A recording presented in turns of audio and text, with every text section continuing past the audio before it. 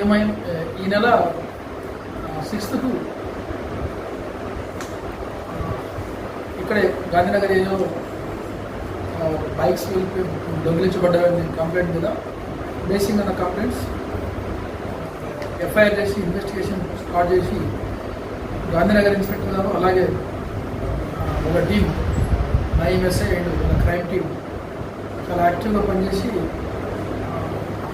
Hard work చేసి అందులో నేరస్తుని పాత్లావత్ గోపాల్ నాయక్ అని native of actual Mahabubnagar, but ఇక్కడే కన్స్ట్రక్షన్ ఫీల్డ్లో లేబర్గా పనిచేస్తున్నాం.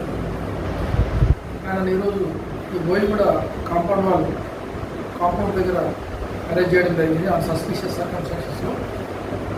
పీఎస్ తెచ్చి వెరిఫై చేసి ఇంట్రాగేషన్ చేస్తే టోటల్ 4 బైక్స్ థెఫ్ట్ చేసేయడానికి కన్ఫ్యూజ్ చేశాడు. 4 బైక్స్ కూడా రికవరీ అయినాయి. బేసింగ్గా కన్ఫెషన్ అయిన రికవరీ జ్యుడిషియల్ కస్టడీకి రిమాండ్ కంప్లీట్ చేస్తూ జ్యుడిషియల్ కస్టడీకి పంపుతున్నాం.